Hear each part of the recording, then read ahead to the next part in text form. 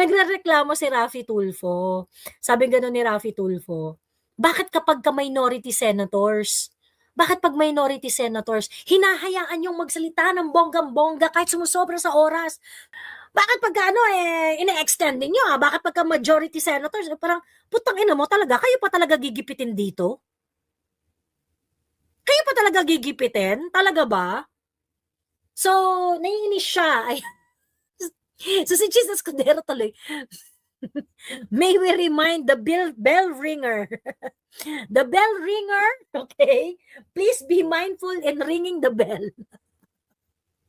Kasi feeling ko nag-eye roll talaga ng bonggang-bongga si Chis Escudero do'n na parang, "Oh my God, talaga?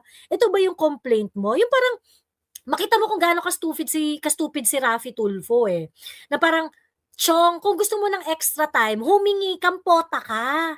Hindi yung nag-iiyak ka diyan, galit na galit ka, senador ka naman, eh." 'Di ba?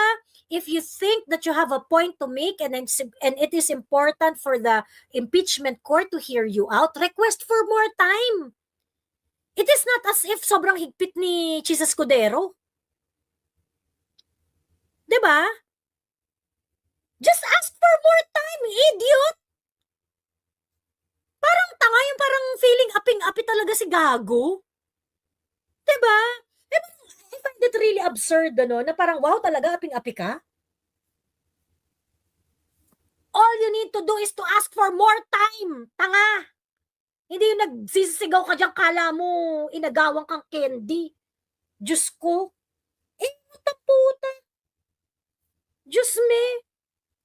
Diyan galit na galit sa kanya si ano, eh, yung mga ganyang kaingotan ng mga Tulfo, diyan galit na galit si Libayan, eh. Yung parang putang ina ninyo, hindi nyo lang alam yung rules.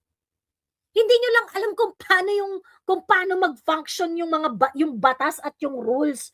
Pagkatapos nagtatapang-tapangan kayo, kala nyo kayo yung aping-api. The Tulfo brothers is really on us, eh. Sa totoo lang. The Tulfo brothers is really on us. Trabaho natin na dapat malaman ng lahat ng botante na hindi nila dapat iboto itong magkapatid na to. Itong si Raffy Tulfo at saka si Erwin Tulfo. Hindi nila alam ang ginagawa nila, sabi ni Private Eye. True! Pagka mayabang, hindi mo mapigil yung kayabangan mo, dapat magaling ka. Pagka ang yabang-yabang mo, tapos tatanga-tanga ka, nakakabwisit yun, di ba? March 18, 2026. More than 1 week before mag-start ang hearing sa Committee on Justice ng House of Representatives. Umarte ka na, Luistro.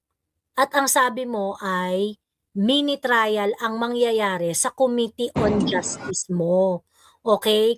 Baka nakakalimutan mo, Luistro, kinol out ka ni Rep. Zamora ng San Juan. Now, our colleagues should stop calling it as a mini trial because it's not a mini trial. Hindi namin cut yan. Cut ng GMA News. O sabi ng GMA News, mini trial umano ang magaganap sa hearing ng impeachment complaints laban kay Vice President Sara Duterte simula March 25, 2026, ayon kay Rep. Jervil Luistro. The full-blown trial will happen in the Senate, saad ni Luistro. Ipaniliwanag din niya na bibigyan umano ng mga oras sa mga complainant na ihayag ang kanilang witness at ebidensya kaugnay ng impeachment complaints. Mainstream media ang nag-report niyan. So, gaano ka kasinungaling, Jervil? Hindi ba kayo disgusted sa katarantaduhang nangyayari dito sa impeachment trial na to? These people are prosecuting Inday Sara and these people do not even have an ounce of credibility to do their duty. Dahil mga sinungaling sila.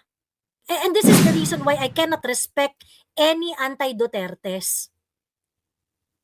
We spend millions of money for this moro-moro. And then you're going to tell us, kinain ng buo ni Chel Jokno sa Alan Peter Cayetano. I'm so glad Alan Peter Cayetano put his objection in writing when it comes to the ruling of Chis Escudero on the fishing on the on allowing bank documents and AMLC records to be subpoenaed. 20 years worth of records.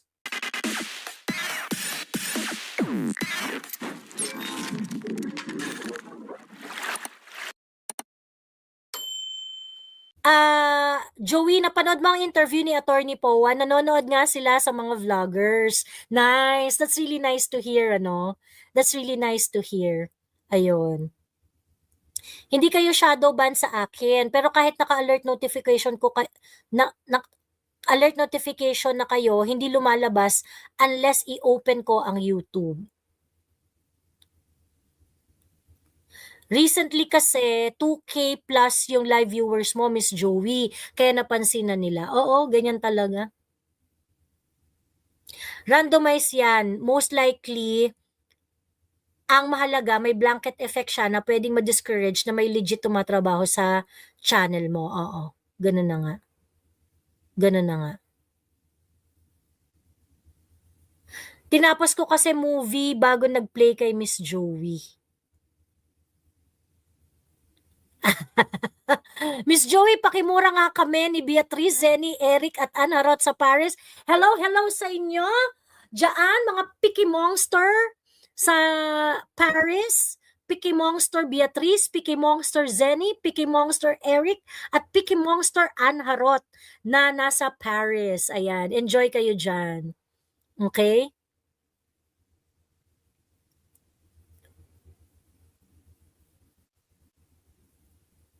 Ayan. No problem sa YouTube Premium, sabi ni DHA. Okay.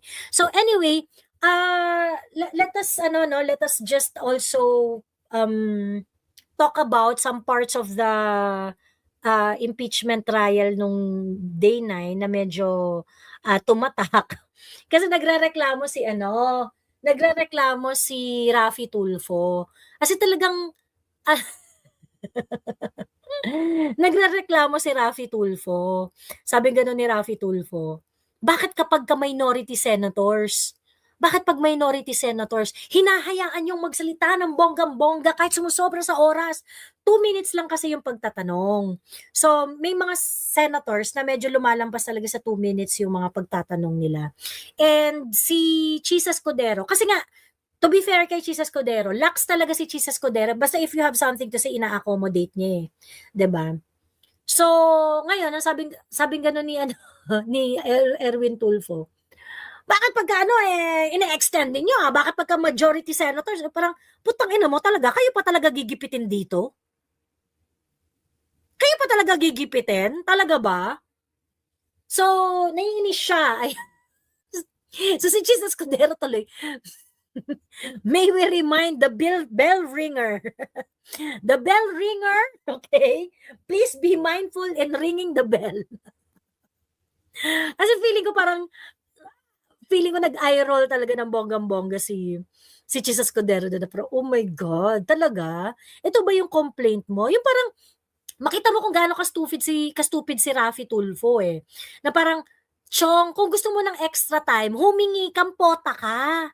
Hindi yung nag-iiyak ka dyan, galit na galit, kasi senador ka naman eh. 'Di ba?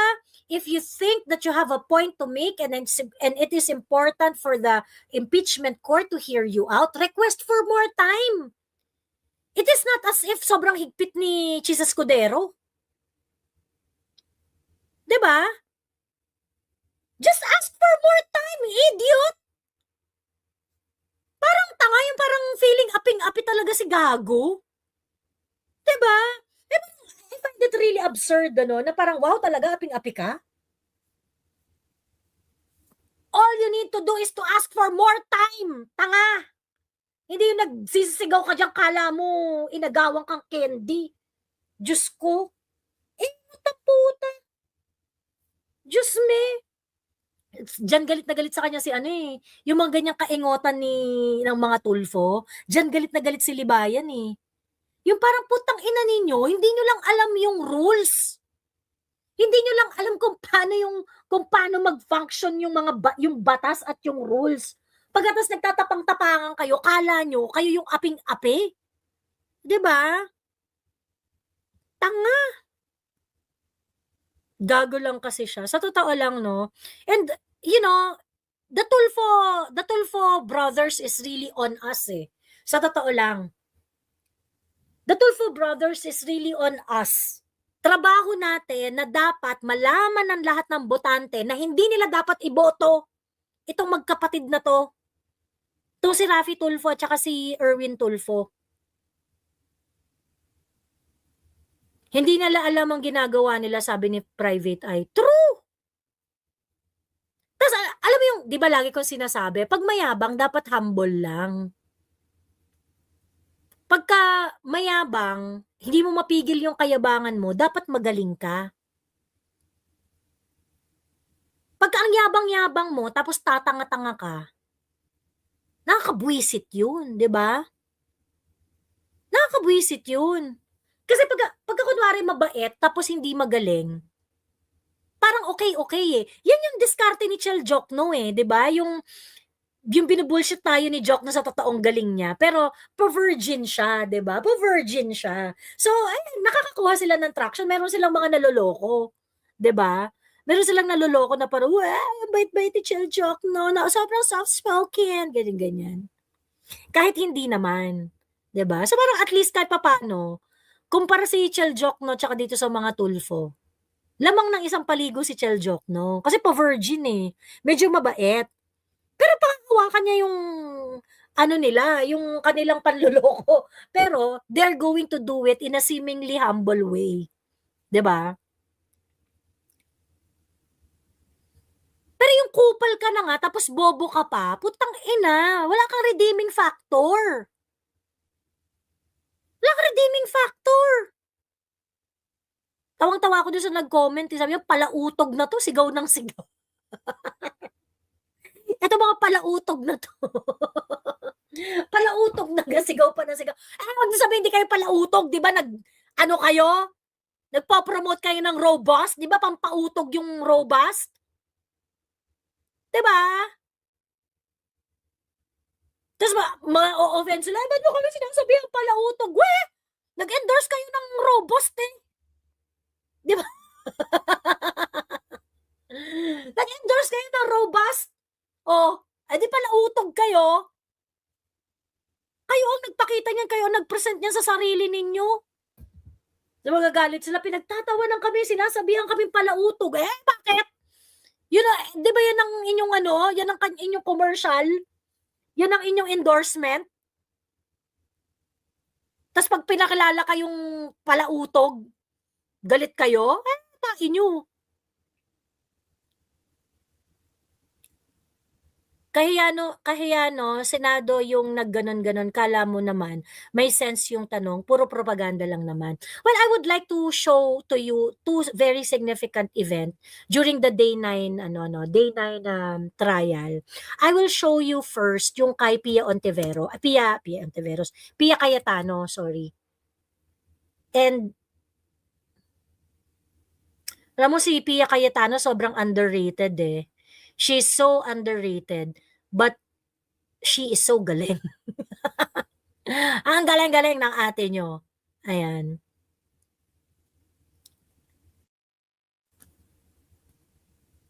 Teka lang ha.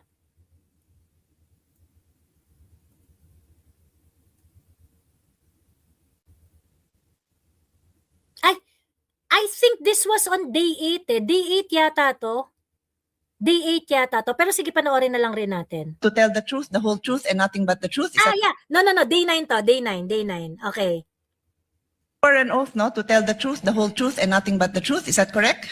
Yes po. Thank you very much. So, sa kaalaman po ng ating mga nanunood at masigasig na taga-subaybay ng mga kababayan natin, Rule 133 on the weight and sufficiency of evidence. Sabi sa Section 1, preponderance of evidence, in determining where the preponderance or superior weight of evidence on the issues involved lies, the court may consider all the facts and circumstances of the case, the witness's manner of testifying, their intelligence, and also their personal credibility. Furthermore, In Section 11 of Rule 132, a witness may be impeached by evidence that his or her general reputation for truth, honesty, or integrity is bad. So nagring na yung bell, I will be loyal, I will follow this na lang, pero may record pa sana akong papakita. If the body wants, I will show the video na sinabi din po ni NBI Director ng interview, wala pong nasaktan, wala pong nangbugbog, but we have a video, alam po ng lahat ng mga kasamahan natin na yung OSAA, yung aming pong personnel, binugbog. May video po tayo niyan. I leave it to the body, I leave it to the presiding officer if we want to take up the time of this court to show that. You are an oath, no, to tell the truth, the whole truth, and nothing but the truth. Is that correct? Yes po. Thank you very much. Bitin to. Gusto ko yung sagutan ni sagutan ni Pia Cayetano at saka kasi at this point, alam mo yon, sobrang ferocious talaga ni Pia Cayetano. Sorry, hindi ito yung buo. Hindi ito yung buo. Hanapin ko lang yung buo. Yung kay Matibag at saka kay no.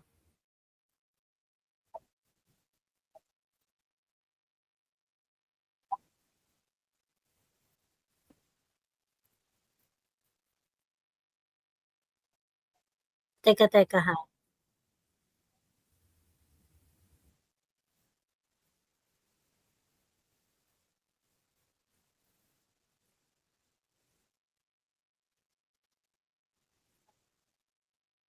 Teka ha. Teka lang, sorry. Zuri.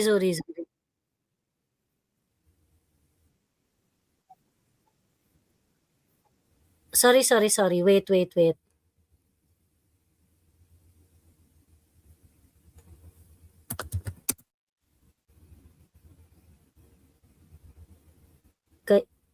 Pia Cayetano.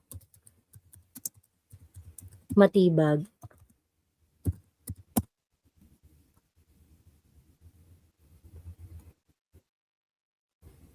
Eto. Wait.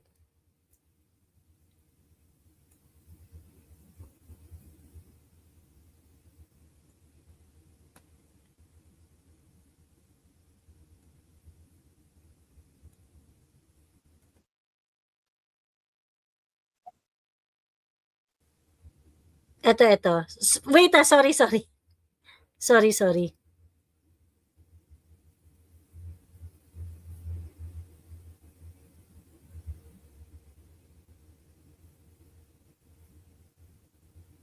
Nangyari? Share screen. Eto na. Yes. Sir, nung May 13, you're recorded as saying, katunayan, nakiusap nga po ako kay John Consulta na puntahan kami dito sa Sequoia Hotel dahil meron po kaming planning mula po pa kaninang umaga, and you went on to say nandun ka with all the deputy directors, etc. Do you confirm? Well, nakausap ko po si John Consulta. No, just confirm, sir. Did you say Yes, that I na talked nandun to- kayo sa Sequoia? Yun lang. Yung statement na Mahaba yun. po kasi yung statement nyo. I just pasensya na. need you to confirm, did you say that you were in Sequoia? Yes, I talked to Thank you. to So John you are Consulta. confirming. Okay. Yes. Grabe dito si Pia Cayetano kasi yung etong mga pag-question ni, you know, there's a huge political part in this exchange. Let us just call spade a spade. There is a huge political aspect to this. And I think itong si Pia, hindi niya nakakalimutan yung ginawa sa kanya ni Matibag. So this was her opportunity to really get back at Matibag sa lahat ng pinagagagawa ni Matibag. And she did it in such a way na talaga atang ina mo ka. Sige, paalala natin sa lahat kung gaano ka kasinungaling. And then later on, dinagdag nyo, wala kami sa Senado, we are on stand down because that's the instructions. Did you also say that? Yes po. Thank you. Meanwhile, in another interview, you then said, mayroon request si GM Veloso to help them secure the area kasi napapansin nila na magulo, labas-pasok. Nagpadala kaming ilan lang na ahente, parang 4 to 6 na tao na nag-iikot sa premises ng GIS. Hindi pumasok sa Senado. I am quoting Inquirer dated 13 May 2026. Did you say this? Yes, sa GSIS po. Okay, thank you. So, I asked now for the kind indulgence. May papa-flash lang ako. It's just a photo, dear colleagues, both parties. Paki-flash lang. So sabi nyo nasa GSIS. You confirm na nasa GSIS yung Tama mga po. ahente mo.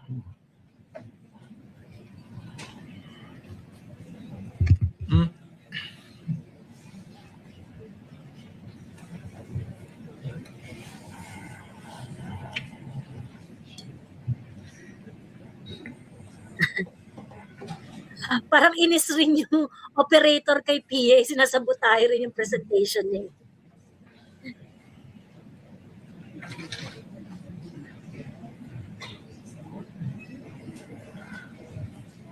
Pwede magpa-update sa technical what's going on. It's just a photo. No. Ito, I'm just showing the Senate website for the record. Senate website. Tapos po, nandito po sa right corner. Can you read it, sir? It says contact information. Can you read it? Hindi ko po Okay, mabasa. paabot ko sa page yung same thing. It is just the Senate website. Page, pakiabot. Thank you. Pakibasa lang po yung address ng Senado.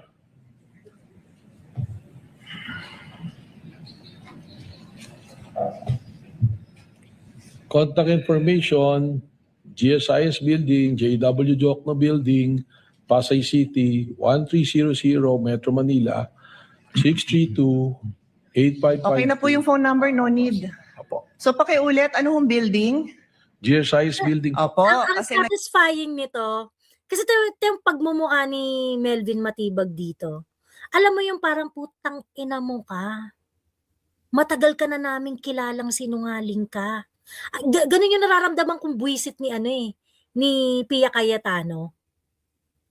As in, yung mukha niya dito sobrang satisfying talaga habang binabasa niya. O, 'di ba? Maamong tupa. Maamong tupa. Alam mo, feeling ko, kahit sa majority, kahit yung sa sa grupo ng mga majority senators, marami diyan buwisit rin sa audacity ni Matibag eh. I think kahit si Chis Escudero, buwisit rin din sa audacity ni Matibag eh. And I think even Lito Lapid, pansinin niyo tong sa 2 araw na nag-testify si Matibag. Hindi rin nila na-prop up ng maayos si Matibag eh. Kumbaga parang hindi rin nila nabigyan ng quote-unquote tulong si Matibag except dun sa attempt ni Kiko Pangilinan dun sa question and answer. Hindi nila, yung kumbaga parang a lot of them are not interested to really make Matibag shine. Ganon. Ang interesado lang na mag-shine si Matibag, yung prosecution. Pero yung mga senator judges, kahit sila hindi rin nila trip tong si Matibag eh. Very obvious. nag-iisa lang naman ho ang address namin. Umuupa po kami dito sa GSIS. Iisang building lang ho po yun. And for the record, kung saan nakita yung tao mo, likod lang po yun ng office ni Senator Loren Legarda. Nasa video po yun. I will not bother everyone with that. Kung gusto nyo, presiding officer, I can, but for now, I won't. Kasama po yun sa area na inuupahan ng Senado sa GSIS. We are paying rent for the information of all. So yan po ang gusto ko lang ma-establish. It seems kasi po na you swore an oath, no, to tell the truth, the whole truth, and nothing but the truth. Is that correct?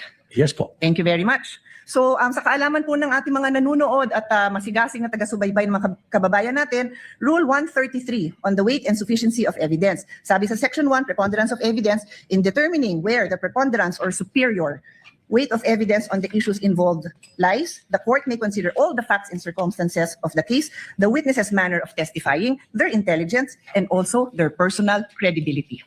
Furthermore, in Section 11 of Rule 132, a witness may be impeached by evidence that his or her general reputation for truth, honesty, or integrity is bad.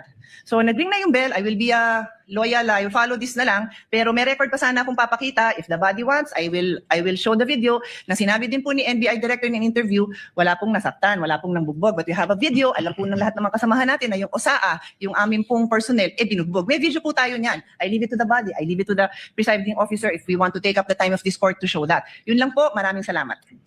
Ayun. Anyway, in this in this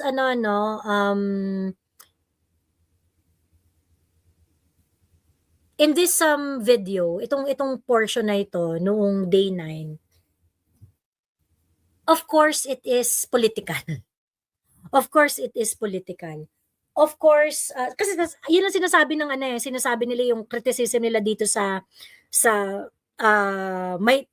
minority senators, lalo na sa magkapatid na Cayetano. Naglo-lawyer kasi sila for the defense, kineso, ganyan-ganyan, emerald, ganun-ganon.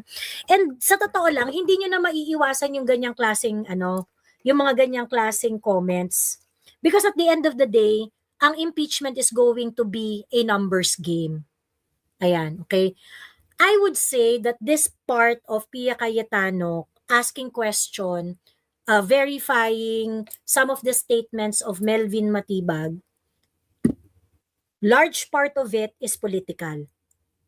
We cannot deny that. Okay? But at the same time, merong very crucial point dito si Senator Pia Cayetano that Melvin Matibag cannot be trusted because he lied publicly several times. He already lied so many times and shamelessly did so. Wala siyang credibility. So pagka sinabi ni Melvin Matibag na nag-imbestiga po kami, sigurado ka? And yung defense, what they did on day 9 is really to dismantle the last fiber of credibility of Melvin Matibag. The defense showed na, ikaw nga Melvin Matibag ilang beses ka nang nag-opinion ng sobrang harsh kay Inday Sara, pagkatapos ikaw pa itong mag-iimbestiga dito sa grave threat, at iimbestigahan mo ang grave threat na ito na isa sa mga complaint, isa sa mga action na kinomplaint ng asawa mo.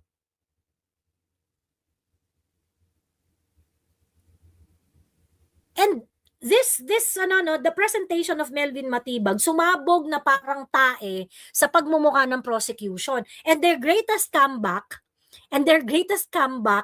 for this one is Robin Padilla, which we're going to talk about later. Okay?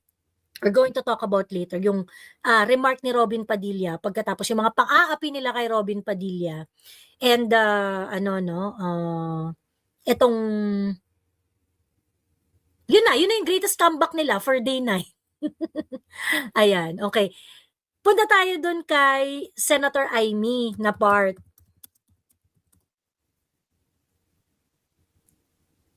Kasi yung kay Senator Amy, iba yung sinasabi mo ng April 29. Iba yung sinasabi mo ng April 29. Teka, anahin natin yung mahaba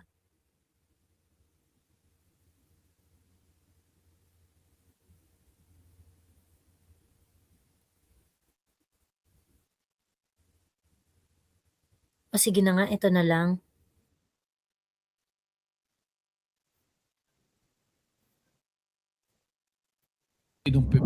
Sorry. Wait. Talaga bang may assassin na na-identify nung Pebrero o wala? Wala pong na-identify ng Pebrero. Kasi ang sinabi ninyo dun sa House of Representatives, sa Justice Committee, maliwanag sa amin nyo na meron kaming leads at mukhang ito na talaga ang findings.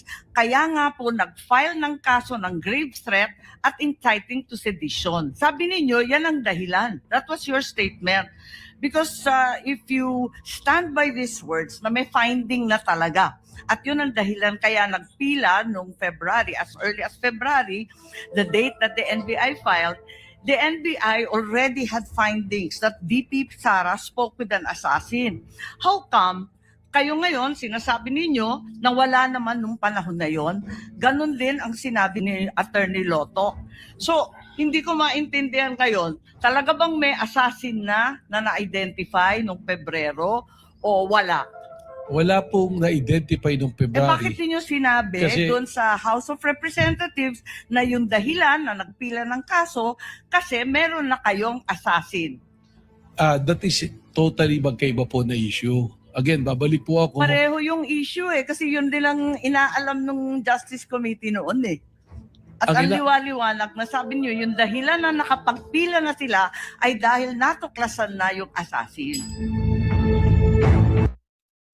Balikan natin ha. Itong part na to, itong tinutukoy dito ni Senator Amy. Ito kasi yung hearing nila noon. Ito yung hearing na tinutukoy.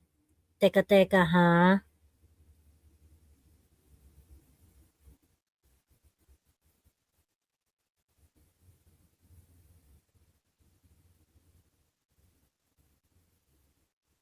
Ay, asa na yon?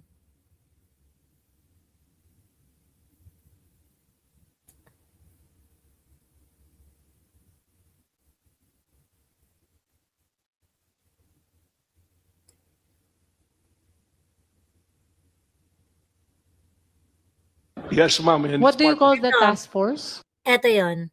Yes, ma'am. and What it's do you part call the task force? yung wala naman pong official name, but it's a task force to monitor all the threats to the president and to all other officials in government. Is that part of your submission also? Yes, to the ma'am. committee? Although it's not directed particularly to the Dutertes, but it's directed po to in general sa lahat po. But this is an offshoot because of the behavior po of the family of the In other words, Director Matibag, the reason why you are considering all these videos, Director Matibag, is for you to be guided on whether or not threat was actually committed. As to the press conference of Vice President Duterte, it's already been established by the Bureau. It's Even established already. Long before I came to the Bureau, nandiyan naman po yung records, the record which speaks for itself, na the threat, the great threat and the inciting to sedition are clear. All the elements were present, and dyan po, we're just awaiting for the decision of the prosecution, sir. May we just know for the record, because you mentioned a while ago that there is a follow-up investigation. May we know the purpose of the follow-up investigation if you have resolved already the offense of threat that was committed against the first couple and the former speaker? How about the follow-up investigation? It's an ongoing investigation po. If you recall, dun po sa video ni Vice President, sinabi niya na no joke, nag-hire na siya ng assassin, ano po. And we're trying to identify and pinpoint the assassin. And just to let you know, we have leads already. We have some personalities that we are surveillance at sinusundan po namin. But I have to caution you and immediately say that I apologize that we cannot name the names of those individuals naming sinusundan. But we are zeroing on several individuals already na maaaring yun po yung kinausap niya doon sa threat na ginawa po niya. Hindi ko cut yan ha. Cut yan ng Manila Bulletin. So April 29, itong si Matibag, sinabi niya na nag-file na sila dahil na-establish na yung grave threat. However, nag-iimbestiga pa rin daw sila kasi nga, nag-iimbestiga pa sila dahil gusto nilang mapangalanan kung sino yung assassin. This is already in April, May, June, July. Almost 3 months ago na to. Win Gatchalian, when he was asked, I think on day 8, kung gaano katagal bago sila magkaroon ng pangalan ng assassin, nanghingi na naman sila ng another 3 to 6 months. Ano pala nangyari sa leads nyo noon? So, ibig sabihin, since nung time na sinabi mong may lead kayo, hanggang ngayon, walang development? And, Luis was also asking nung time na yon. Nag-investigate na kayo, na-establish nyo na yung grave threat. So para saan yung investigasyon na ginagawa nyo pa? Ba't ba kayo nag-i-investigate?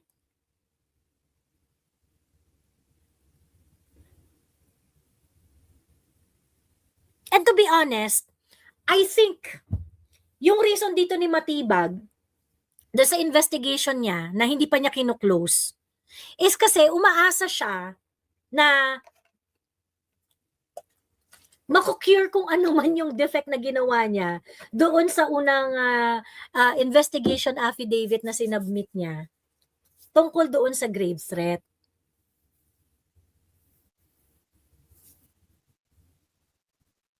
Kasi alam niya kulang na kulang yung investigation nila doon sa grave threat at saka coercion eh. So umaasa sila na ay hindi, mag-investigate muna kami ulit. Just in case meron kaming makita, isa-supplement na lang. I think yun talaga yung purpose dyan ni Matibag. They are hoping that they're gonna get more. So para yung nauna nilang investigation, mas magkaroon ng integridad. Kasi wala nga integridad yung una nilang investigation eh. But it also works against them. Kasi nga, ang tanong dito, putang ina ninyo, di pa pala tapos yung investigation ninyo, ba't kayo nag-submit ng naunang report? Dapat, hindi muna kayo nag-submit ng una nyong report. Di ba? Yun yung point ni Senator Amy eh. Nag-submit na kayo nag-file na kayo, sabi nyo na-establish na. Pero nag-i-investigate pa rin kayo. So para saan yun? Yung investigation, yung ongoing investigation nyo ngayon. Saan pa gagamitin yan? Nasa trial na tayo eh.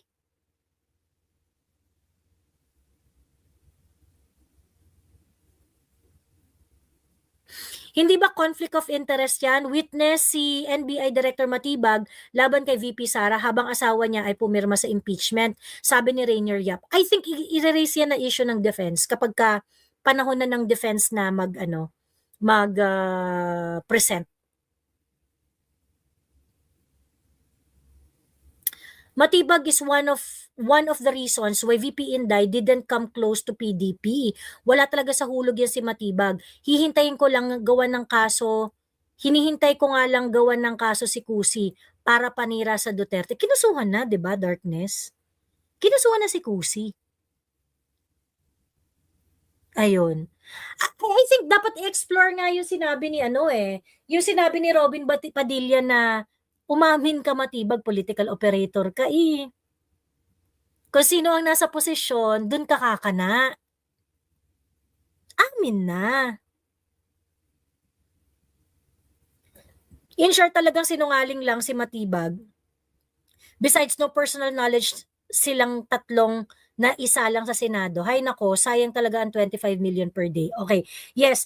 Another very important thing na talagang hindi lang naman kredibilidad ni Matibag ang nasira sa day 9 ng impeachment trial, pati credibility ng prosecution. Okay? I save the best for last, kasi tarantado rin to si Jerville eh. Sobrang gago rin ito ni Jerville. Ayun, ipakita ko na lang yung video ni yung video na, maganda kasi yung kay Dare to Ask naka side by side yung cut eh.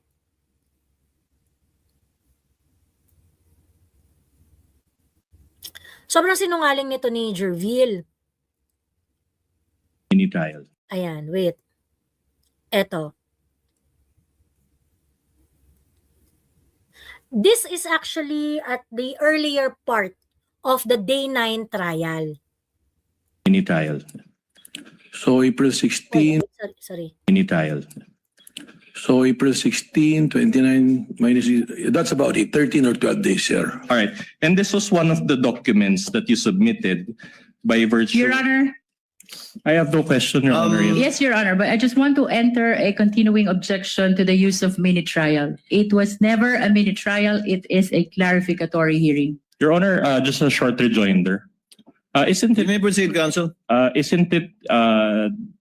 with all due respect, isn't it Representative Luis who termed such proceeding as mini trial? We just want to inquire of Representative Your- Luis. Examination, yung pagpepresenta na po ng ebidensya. Can you just walk us through po yung mangyayari? Yeah, so this will be a mini trial, should I say, no? Because the full-blown trial will happen in the Senate. Mini trial. So April 16, 29 minus, that's about it, 13 or 12 days, sir. All right. And this was one of the documents that you submitted by virtue. Your Honor, I have no question, Your Honor. Yes, Your Honor, but I just want to enter a continuing objection to the use of mini trial. It was never a mini trial. It is a clarificatory hearing. Your Honor, just a short rejoinder. Isn't You it, may proceed, counsel. isn't it, Hindi pala na-capture dito yung ano, with all due respect, hindi pala na-capture dito sa video ni Dare to Ask yung sinabi ni Luistro na the prosecution has been very, very consistent. Di ba meron pa siyang ganung part na sinabi? Hindi na-cover nung cut ni hindi na-cover nung cut ni Dare to Ask yun. But March 18, 2026, more than 1 week before mag-start ang hearing sa Committee on Justice ng House of Representatives, umarte ka na, Luistro. At ang sabi mo ay mini trial ang mangyayari sa Committee on Justice mo. Okay? Baka nakakalimutan mo, Luistro, kinall out ka ni Rep. Zamora ng San Juan. Now, our colleagues should stop calling it as a mini trial because it's not a mini trial. Kinall out ka pa nga ni Zamora dyan eh. Mangyayari. Yeah, so this will Mangyayari. Ito yung video niya. This video was actually a video of GMA News. Cut ng GMA News yan. Hindi namin cut yan. Cut ng GMA News. O sabi ng GMA News, mini trial umano ang magaganap sa hearing ng impeachment complaints laban kay Vice President Sara Duterte simula March 25, 2026. Ayon kay Rep. Jervil Luistro. The full-blown trial will happen in the Senate, saad ni Luistro. Ipaniliwanag din niya na bibigyan umano ng mga oras sa mga complainant na ihayag ang kanilang witness at ebidensya kaugnay ng impeachment complaints. This is not even us.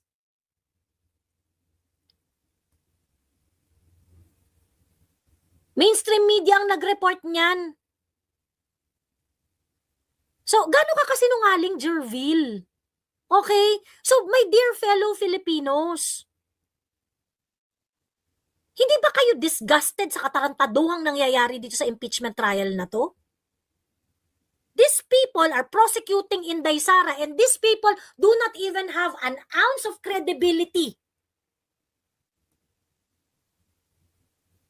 to do their duty.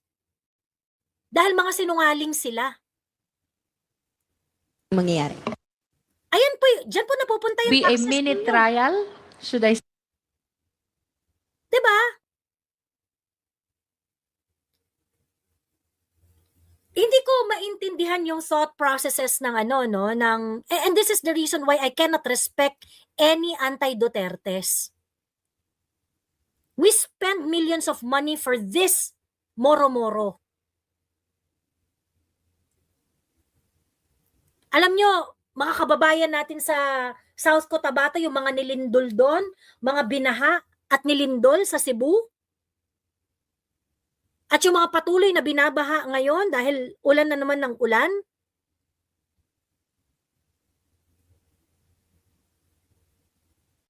hindi natin matugunan yung mga pangangailangan ng kababayan natin. Pagkatapos itong kaputahan ng impeachment, you are not offended with this level of ability of the prosecution to make their case.